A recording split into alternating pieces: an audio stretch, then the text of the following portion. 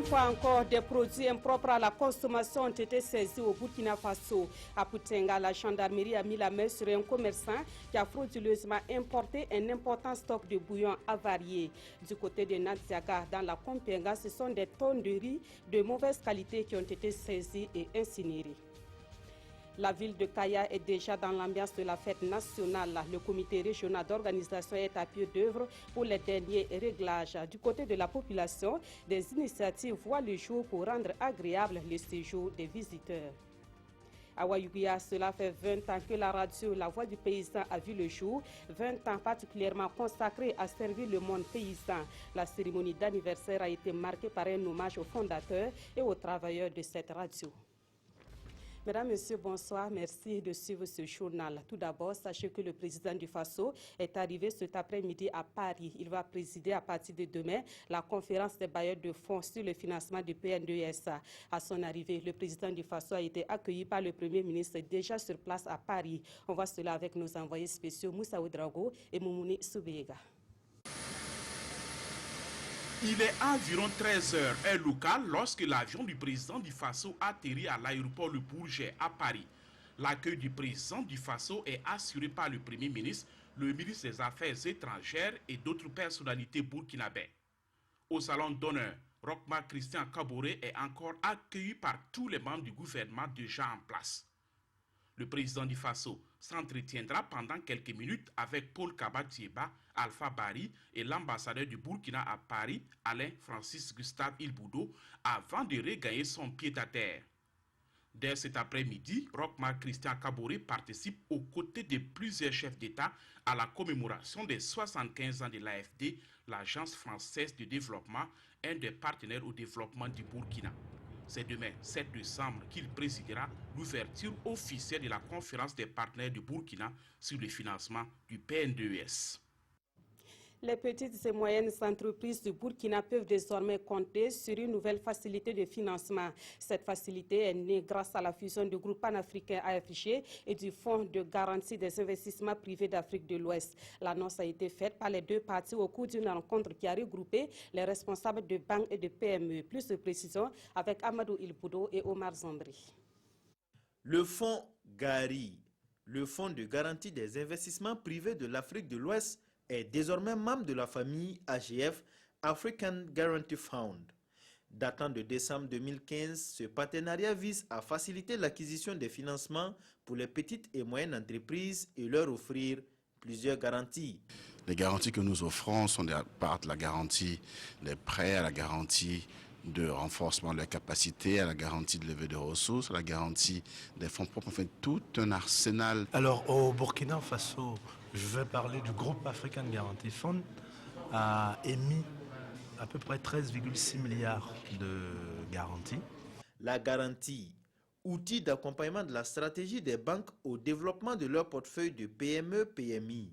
C'est le thème de cette rencontre débat avec les directeurs généraux des banques et les structures de financement des PME. Nos attentes, c'est vraiment que les PME que nous finançons aient une bouffée d'oxygène en matière de garantie, parce que la problématique des garanties est posée au niveau du financement des petites et moyennes entreprises qui ont souvent des difficultés à fournir des garanties pour obtenir un financement. L'African Guarantee Fund est un fonds de garantie panafricain d'environ 500 millions de dollars américains. Sa vocation est d'accompagner les institutions financières pour le développement de l'Afrique. Et parmi les phénomènes qui entravent le développement des PME, il y a bien la fraude. À Poutenga, dans le Kouritenga, la gendarmerie vient de démasquer les pratiques frauduleuses d'un opérateur économique. Celui-ci a frauduleusement importé un important stock de bouillon de marque Jumbo. Pire encore, ces produits dont la valeur est estimée à 64 millions de francs CFA sont impropres à la consommation. Roger Kam, Maïmouna Traouri. Difficile de rester dans cette salle pendant plus de 5 minutes. Une odeur nauséabonde se dégage de ces cartons. Ce sont au total 2672 cartons de bouillon qui ont été saisis à Poutenga et stockés ici à la brigade de gendarmerie de Koupela. Tout est parti d'un appel anonyme. Après investigation, Sanouidi Moukaïla, propriétaire de cette importante quantité de cubes Jumbo, nous précise avoir commandé cette marchandise avec un de ses partenaires dans un pays voisin. Les échantillons de bouillon de cuisine de marque Jimbo, simple et arôme, reçus et analysés sont non conformes aux normes réglementaires en vigueur au Burkina Faso. Ces échantillons ne peuvent donc pas être soumis à la consommation humaine car toutes les informations permettant de la sécurisation du consommateur, fabricant, date de production et de péremption ne sont pas clairement indiquées sur les produits soumis à la consommation. Le propriétaire de la marchandise incriminée est pourtant un partenaire et revendeur des produits Jimbo à Puitenga. Il nous prenait des centaines de cartons et après, on a constaté que ces prises avaient diminué. Mais là, on était loin de s'imaginer qu'il s'approvisionnait clandestinement dans notre dos et il revendait à nos consommateurs le produit. Et mieux, il tentait de pouvoir se construire un réseau de distribution parallèle. Ces cartons de bouillon seront incinérés. Le propriétaire a été déféré à la maison d'arrêt et de correction de Tinkodgo en attendant son jugement. Et au même moment, on apprend qu'environ 38 tonnes de riz avariés ont été saisis à Nadiagou dans la province de la Kompianga. L'opération a été menée par les agents du poste de contrôle phytosanitaire en collaboration avec les services de douane de la localité. Les produits jugés impropres à la consommation ont été incinérés hier en présence d'une délégation de la Ligue des consommateurs du Burkina. Aimé Douamba, Mahamadi Ouedraogo. Ces sacs de riz sont saisis courant le mois d'avril au mois de novembre 2016 grâce à une synergie d'action du personnel de la douane et des agents du poste de contrôle phytosanitaire de Nadiagou. Après inspection, les 38,15 tonnes de riz, soit 763 sacs de 50 kg en provenance des ports du Bénin ne répondent pas aux normes des denrées consommables en vigueur au Burkina Faso. Il faut donc procéder à leur incinération afin qu'ils ne se retrouvent sur le marché public. La non-conformité que nous avons relevée, n'est-ce pas, sur ces riz, c'est entre autres, je dirais, assez moisi. Donc, censé, n'est-ce pas, héberger des mycotoxines. Donc, nous soupçonnons fortement la présence d'aflatoxine, qui est source de cancer au niveau des poumons de l'homme. Il faut une fois de plus féliciter les services de phytosanitaire. Vous-même, vous avez constaté ce riz moisi, alors, qui non seulement est impropre à la consommation humaine, et surtout aussi animale. Donc, c'est-à-dire qu'aucun être vivant ne doit consommer ce produit-là. Combien de personnes meurent chaque fois sur des questions de cancer ou du moins des hépatites? C'est lié à ces produits qu'on consomme. Au total, 7 opérateurs économiques seraient les propriétaires de ces sacs de vivres que les services phytosanitaires de Nadiagou ont épinglés. La loi en la matière prévoit des amendes allant de 50 000 à 5 millions de francs CFA et une peine d'emprisonnement allant de 6 jours à 6 mois. Mais en cas de situation de produits toxiques comme nous l'avons vu, la peine est portée au double. Pascal Zaïda interpelle les acteurs de la scène économique à plus de responsabilité et de vigilance dans leurs activités en vue de préserver la santé des populations. Autre point de l'actualité, pour la première fois, un congrès scientifique du service de santé des armées se tiendra du 13 au 14 décembre prochain. Ce premier congrès aura lieu à Ouagadougou sous la présidence du ministre de la Défense et des anciens combattants. Les services de santé des armées veulent ainsi se faire connaître davantage et assurer la formation continue de leur personnel. Souleymane Sanou et Maxime Zongo. En plus de sa mission régalienne, le service de santé des armées, par l'intermédiaire de son personnel spécialisé, intervient dans les hôpitaux nationaux et dans les universités. Autant dire qu'il occupe une place de choix, selon ses premiers responsables, dans le tissu sanitaire du Burkina.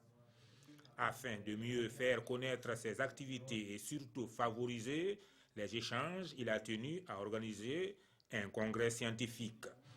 Axe principal de la réflexion, le service de santé des armées face aux grands défis de santé actuels.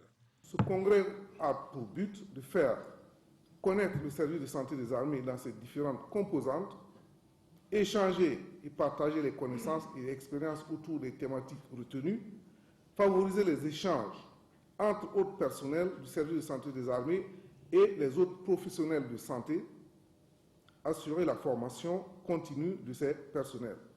Des conférences, débats, des communications écrites et orales, des symposiums, voilà entre autres le contenu de ce congrès. La cérémonie d'ouverture prévue le 13 décembre dans la salle de conférence de Ouaga 2000 sera présidée par le chef de l'État ministre de la Défense et des anciens combattants. D'éminents scientifiques venant de la sous-région et d'ailleurs sont attendus à ce congrès ouvert au grand public.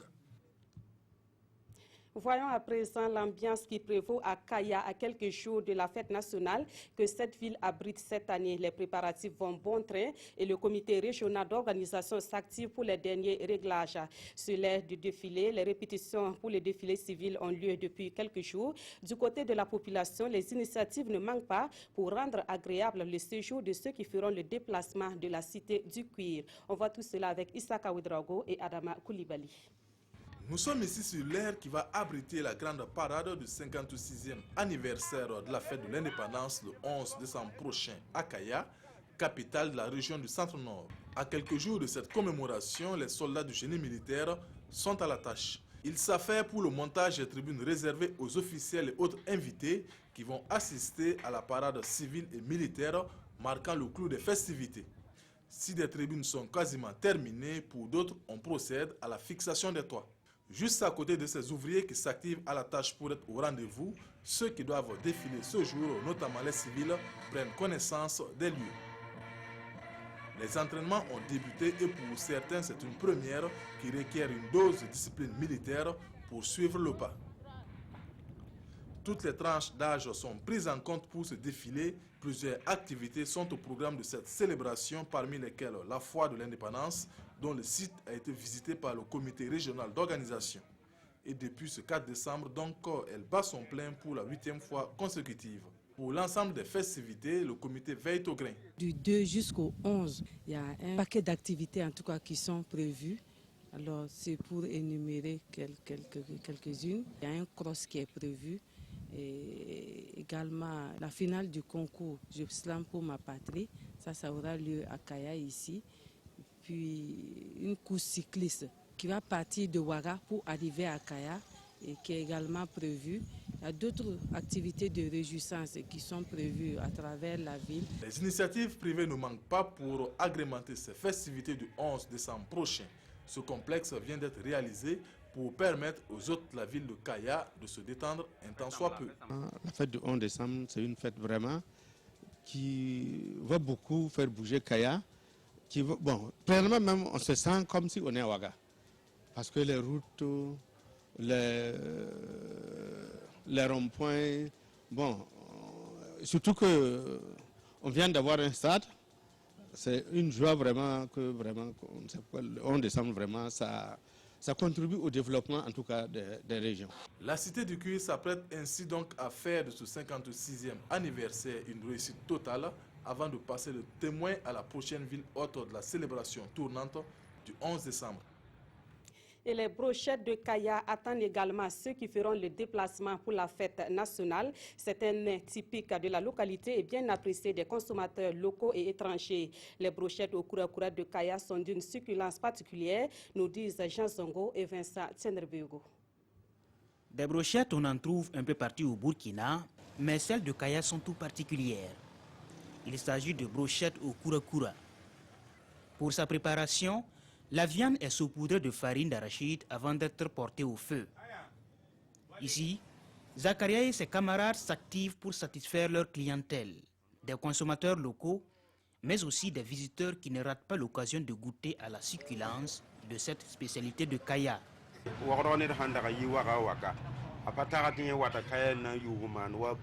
On ne pouvait pas venir ici et repartir à Ouagadougou sans emporter des brochettes. C'était la preuve à la famille qu'on a été effectivement à Kaya. À l'autre coin de la rue, Mahamadi exerce la même activité. Avec ses employés, le travail est fait à la chaîne pour éviter la rupture.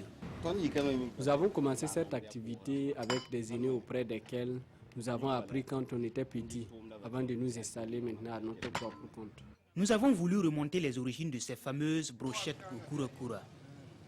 Et selon l'ancien Amado, il s'agit d'une trouvaille propre aux habitants de Kaya, et ce, depuis très longtemps. Les débuts des brochettes de San Matenga datent de très longtemps, entre 80 et 100 ans, parce que même nos parents pratiquaient cette activité. Les unités de brochettes se vendaient d'abord à 1 franc, puis à 5 francs, et aujourd'hui à 50 francs.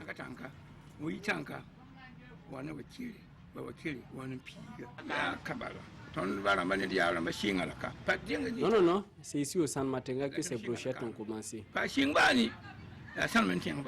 Idée originale ou importée, les jeunes vendeurs ne le savent. Seulement, cette recette est bien appréciée des consommateurs et permet de se faire de l'argent.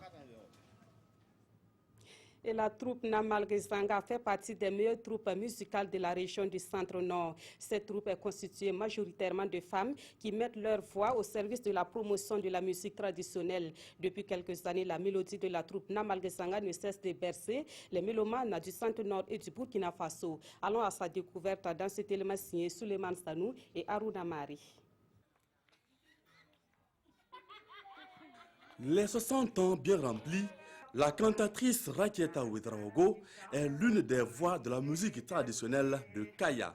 Elle est le lead vocal de la troupe Namalgezanga.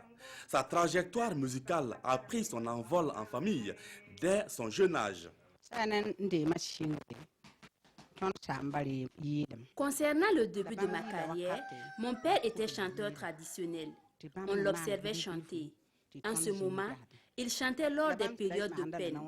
Aujourd'hui, on chante plus pendant les périodes de réjouissance, le nouvel an et les fêtes coutumières.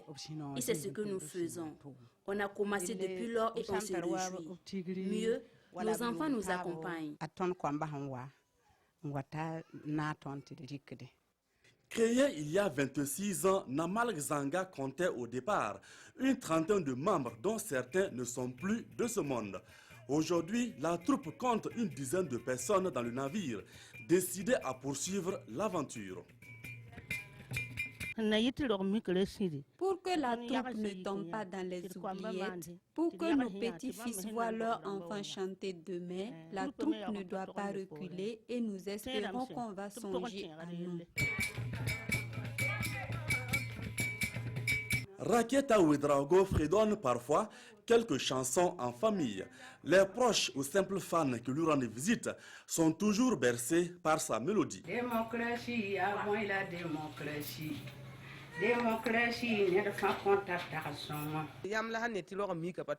On ne peut pas abandonner nos traditions.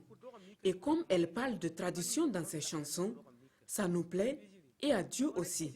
Sinon, les enfants vont oublier nos coutumes. La troupe offre des prestations dans la région et dans tout le pays.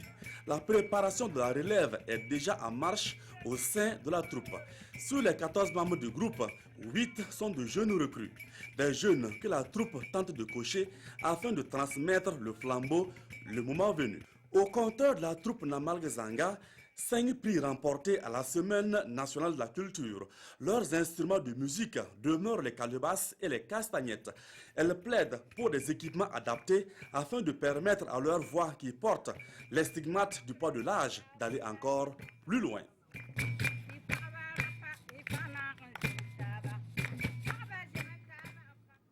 On revient à Ouagadougou où une forte tension a prévalu cet après-midi dans l'arrondissement numéro 8 de la ville. Une élection qui s'est soldée par une déchéance du maire s'est terminée en queue de poisson.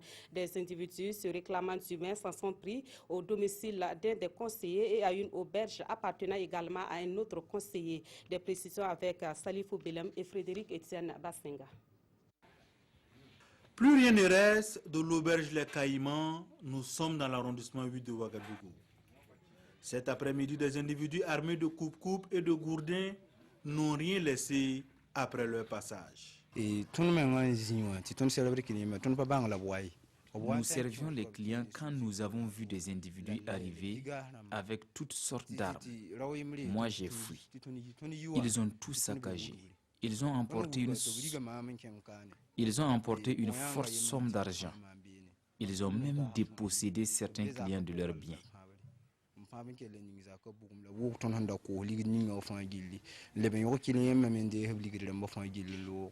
Cette auberge appartiendrait à un des conseillers de cet arrondissement qui aurait voté dans la matinée en faveur de la destitution du maire. Des individus qui s'en ont également pris au domicile d'un autre conseiller, toujours pour les mêmes raisons, selon les riverains. Voilà, aujourd'hui, il y a eu une élection au niveau de la mairie pour un problème de gestion. Donc, les conseillers se sont opposés. Ils ont trouvé que la gestion du maire n'est pas ça. Et sûrement, ils ont fait des élections et ils l'ont destitué. C'est un truc que personne n'a souhaité. On a tous tenté cette médiation, mais malheureusement, c'est arrivé. Et quand c'est arrivé après la destitution, on nous a appelés d'essayer de sécuriser la cour, parce qu'on a senti que sur les lieux, le climat n'était plus ça. Effectivement, on a essayé de rassembler les jeunes pour venir au moins garder les cours pour qu'il n'y ait pas quelque chose. Aux environs de 14h02, on a vu un groupe qui est arrivé, bien armé, avec des machettes et des armes. Ils ont même tiré 3 coups. Ils ont dispersé ceux qui étaient là pour le cordon de sécurité. Ils ont forcé la porte, passé par le mur, ils sont rentrés et ils ont mis le feu. Nous n'avons pas pu rencontrer les différents protagonistes de cette crise. Ils étaient à la gendarmerie, nous a-t-on dit. Une nouvelle salle de cinéma est en construction dans le quartier Ouaga 2000. L'infrastructure appelée Canal Olympia est un projet du groupe français Vivendi et aura une capacité de 300 places extensibles. Le coût de sa réalisation est estimé à 1,5 milliard de francs CFA. Les ministres en charge de la culture et de l'urbanisme sont allés ce matin constater les travaux et encourager les promoteurs. Nongba Kouda, Aruna Mari. Au quartier Ouaga 2000, la nouvelle salle de ciné et de spectacle Canal Olympia sort progressivement de terre à un pas du monument des martyrs. C'est un projet du groupe français Vivendi. Il se veut une vitrine des influences culturelles de la scène et du 7e art. Le projet Canal Olympia occupe 1,5 hectare et comporte 2 blocs. Un bloc cinéma et un bloc dédié au spectacle. Ce sont des salles polyvalentes, ce que nous construisons actuellement à Ouagadougou, une salle de cinéma de 300 places et un espace, une scène extérieure qui fait à peu près 10 mètres sur 21 mètres et qui va permettre d'avoir des spectacles de plusieurs dizaines de milliers de personnes. Ça dépendra en fait de l'espace qui est devant cette scène, mais l'espace est largement conséquent ici. En visite sur le site, le ministre en charge de l'urbanisme et celui de la culture constate de visu l'état d'avancement des travaux estimé aujourd'hui à 35%. Avec cette initiative courageuse du groupe Vivendi au Burkina Faso, nous sommes fortement réconfortés et nous pouvons dire, sans risque de nous tromper, que Ouagadougou, qui est la première ville africaine en matière de cinéma, ne sera pas la dernière en matière d'infrastructures culturelles. L'infrastructure sera inaugurée à la veille du prochain FESPACO et va coûter entre 1,5 milliard et 2 milliards de francs CFA selon le groupe Vivendi. Voilà cette brève information avant de poursuivre. Les députés réunis en séance plénière à huis clos ce 6 décembre ont examiné la demande de levée de l'immunité parlementaire du député Salifou Sawadgo. À l'issue du vote au bulletin secret, les députés ont autorisé la levée de l'immunité parlementaire du député Salifou Sawadgo, mise en cause par la justice militaire dans le cadre du coup d'État de septembre 2015. La nuit de l'Impolo aura lieu le 15 décembre prochain à Ouagadougou. C'est une manifestation qui fait la promotion du théâtre et elle sera à sa 3e édition cette année. Au programme des innovations telles que le Lompolo, de la meilleure recherche dans le domaine du théâtre. Billy Dubasongo et Bouma Ernest Nebi. 30 œuvres de théâtre et apparentées de cette discipline en compétition pour 15 Lompolo. Après le rendez-vous manqué de 2015 suite à la situation sociopolitique de l'été qu'a traversé le Burkina, les Lompolo reviennent pour une 3e édition. Et cette année, elle se tient sous le thème théâtre et gouvernance. Le théâtre est le miroir de la société. Et quand nous considérons la société actuellement, dans son actualité, je crois que le problème de la gouvernance est un problème qui se pose avec acuité et qui occupe le devant de l'actualité. C'est pourquoi nous avons voulu coller à cette réalité. Pour les organisateurs de l'Ompolo, le bilan de la dernière édition s'avère satisfaisant. Et pour la présente édition, 4 prix s'ajoutent au trophée habituel.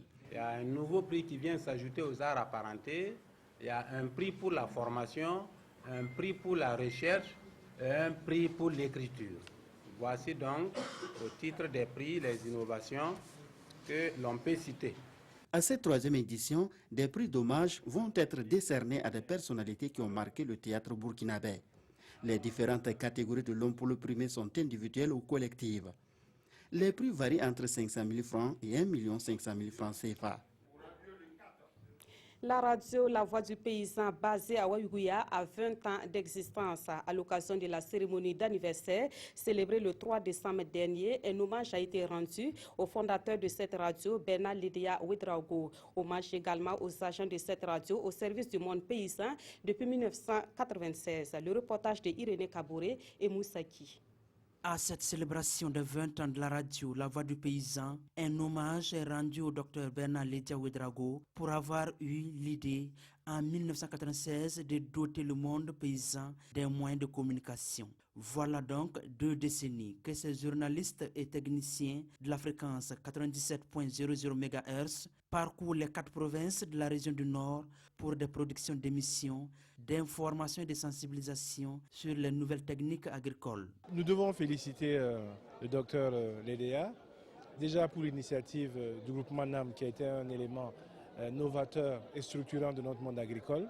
Nous devons aussi féliciter sa vision dans ce sens que nous ne pouvons parler à nos populations que dans les langues locales. 6 000 clubs d'auditeurs, 5 000 productions, des trophées, des partenariats. Bref, autant d'acquis qui justifient aujourd'hui la portée de cette radio dans la cité de Nabakango. C'est une radio qui a démarré avec une équipe motivée, composée de journalistes, d'animateurs, de techniciens qui avaient pour passion la radio. Et c'est ce qui fait que cette radio a atteint les résultats ou les objectifs, ces objectifs que nous voyons aujourd'hui. Les journalistes de la radio La Voix du Paysan sont conscients des défis à relever au moment où les travailleurs de la terre font face aux effets néfastes des changements climatiques, a souligné Adama Sougouri, le directeur de la radio. Et pour pallier désormais au délestage, la radio a reçu des plaques solaires de la part de son partenaire, Média de développement international. Un mot de l'actualité à l'étranger. En France, Manuel Valls quitte le poste de Premier ministre pour se lancer à la conquête de l'Élysée. Il a rendu sa démission ce mardi. La prochaine étape, ce sont les primaires de la gauche pour lesquelles 8 candidats sont en lice. Bernard Cazeneuve, promu à la tête du gouvernement français. Il va succéder à Manuel Valls pour les 5 derniers mois du quinquennat de François Hollande. Il occupait depuis avril 2014 le ministère de l'Intérieur. À ce titre, il a dû gérer plusieurs crises majeures, dont la vague d'attentats la plus meurtrière qu'ait connue le pays. C'est un autre fidèle du président, Bruno Leroux, chef de file des députés socialistes, qui va le remplacer place Beauvau. Le reste du gouvernement est pratiquement inchangé. Manuel Valls, lui, a quitté Matignon au lendemain de l'annonce de sa candidature à la primaire socialiste. Alors oui, je suis candidat à la présidence de la République. Le candidat de la gauche à l'élection présidentielle sera désigné lors d'un vote les 22 et 29 janvier prochains. Au Burkina Faso, l'actualité reste dominée par la conférence des bailleurs de fonds sur le financement du PNDS. C'est l'un des sujets abordés dans la presse écrite de ce 6 décembre. Les quotidiens évoquent également l'affaire des tablettes que les députés veulent restituer au gouvernement. La revue de presse est avec Vincent Tchenderbego. Tour de chauffe sur les bords de la Seine, titre l'Observateur Palga à propos de la conférence de Paris sur le financement du PNDS. Le plan qui nécessite 15 000 milliards de francs CFA. Une politique volontariste, astronomique selon le journal, surtout pour un pays comme le Burkina qui a choisi de compter d'abord sur ses propres forces. La tâche s'annonce délicate car de la pertinence, de la capacité de remboursement et de sécurisation des investissements dépendront en partie l'aboutissement des négociations, selon l'Obs, qui comprend pourquoi un renfort présidentiel à la mission de l'apôtre Paul à Paris pour prêcher l'évangile du PNDS. Les Burkinabés peuvent être confiants, selon des propos du Premier ministre rapportés par Sidouaya, car tout semble indiquer que ce sera un grand succès. Mais l'Express du Faso souligne qu'il faudra serrer les ceintures car le développement ne viendra pas d'ailleurs. Restitution des tablettes au gouvernement par l'Assemblée nationale, l'ensemble des quotidiens affichent à la une cette annonce et reprennent in extenso le communiqué du Parlement irrelatif. L'Observateur Palga nous apprend que l'affaire avait été encore évoquée dans un panel sur la corruption et à ce sujet, le journal rapporte des propos du contrôleur général de l'État, Luc Marius Ibriga. Ce que nous voulons savoir, ce sont les conditions dans lesquelles ces tablettes ont été données à l'État burkinabé. Certains quotidiens reviennent sur la situation en Gambie après la défaite de Yaya Jammeh à la présidentielle. La déstalinisation a commencé selon l'observateur Palga, avec la liberté provisoire pour Darboué, victime emblématique de l'injustice et de l'arbitraire qui avait force de loi depuis 22 ans. Mais il faudra faire attention, prévient le pays. Autrement, il n'est pas exclu que la joie des Gambiens soit de courte durée, puisque Yahya Jammeh n'a pas encore transmis les rênes du pouvoir. Vaut mieux donc amadouer la bête pour se donner des chances de la terrasser. En route pour Kaya, c'est la nouvelle rubrique que la rédaction de la RTB vous propose à partir de ce soir et ce jusqu'au 11 décembre prochain. Il s'agit d'une série de reportages réalisés par nos équipes sur la route de la capitale de la région du Centre-Nord. Nous vous proposons le premier numéro dans une présentation de Marguerite Douaniou.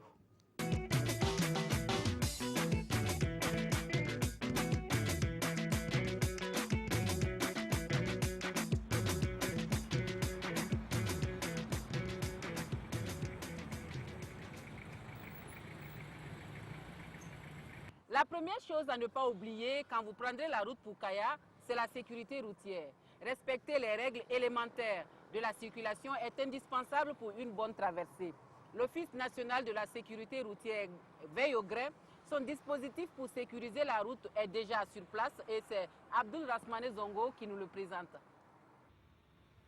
Voilà déjà 7 ans, depuis 2009, qu'il fait dans la sensibilisation routière à l'échelle nationale la décongestion ou la fluidité du trafic, la dissuasion contre les folles vitesses accidentogènes et au besoin l'interpellation des usagers récalcitrants. Pour ce faire, l'ONASER dispose de 2 atouts. Un personnel qualifié et diversifié depuis son siège de Ouaga 2000, où civils, militaires, paramilitaires forment une équipe soudée d'un côté. De l'autre côté, de la logistique de pointe tels les radars, les motards, les véhicules de remorquage, car podium d'animation et de sensibilisation entre autres. Nous intervenons avec une grue pour pouvoir débarrasser de la route tout ce qui peut gêner le trafic.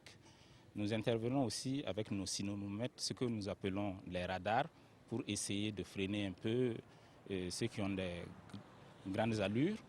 Enfin, nous avons aussi un camion podium qui va servir à l'animation et à la sensibilisation en matière de sécurité routière. Nous allons aussi participer au défilé avec ce même matériel. Ainsi dit, l'ONASER, à travers la tutelle du ministère du Transport, contribue inlassablement au transport à bon port des citoyens partout où ils sont, mais également à l'aération sécurisée du trafic.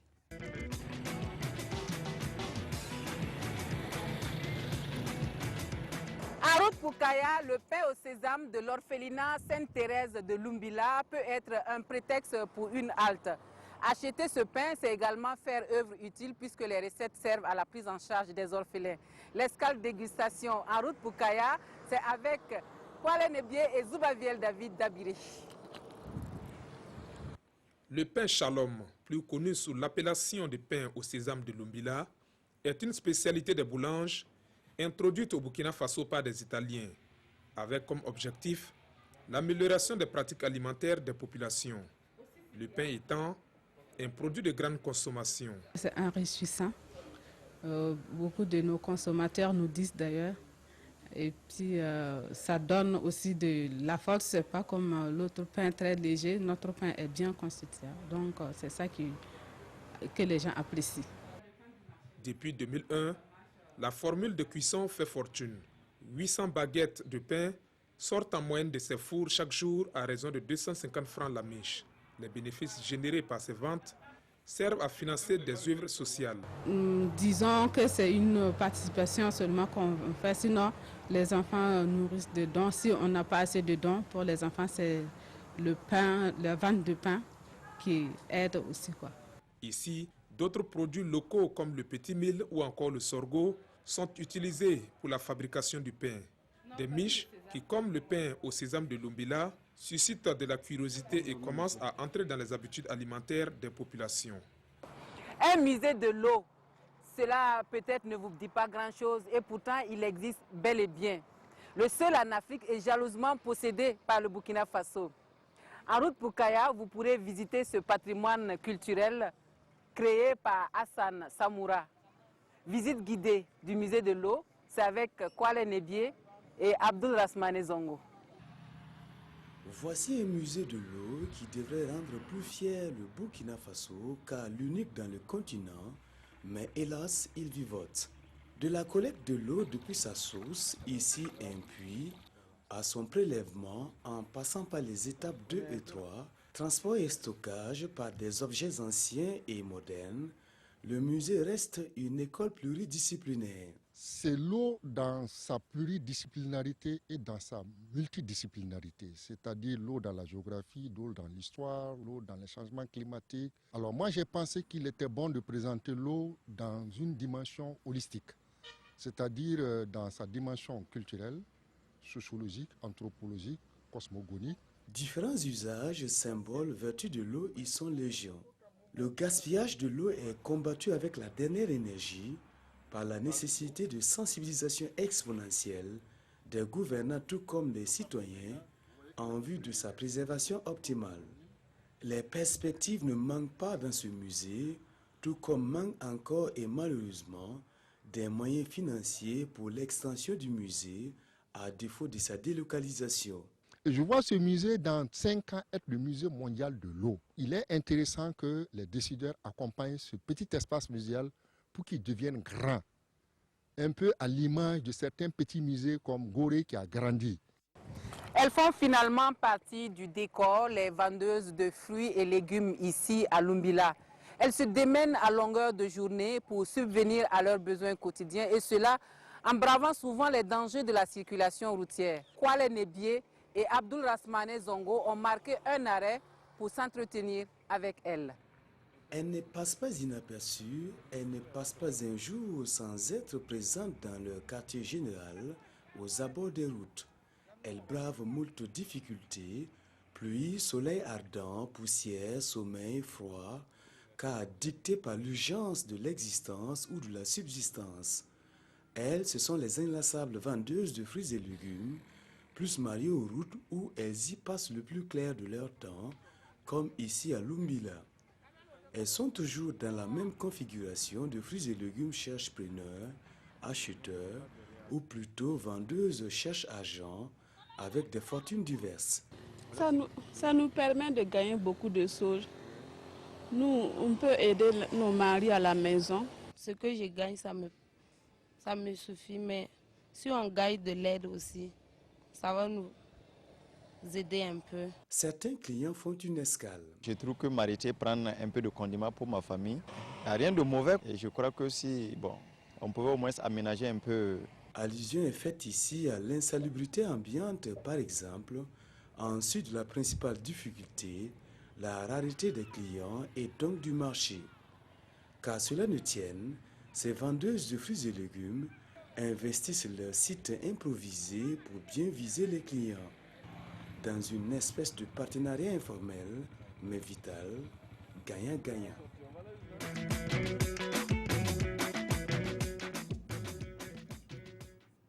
Voilà, merci à toute l'équipe de En route pour Kaya. Et c'est la fin de ce journal. Merci de l'avoir suivi et merci de rester fidèle au programme de la RTV.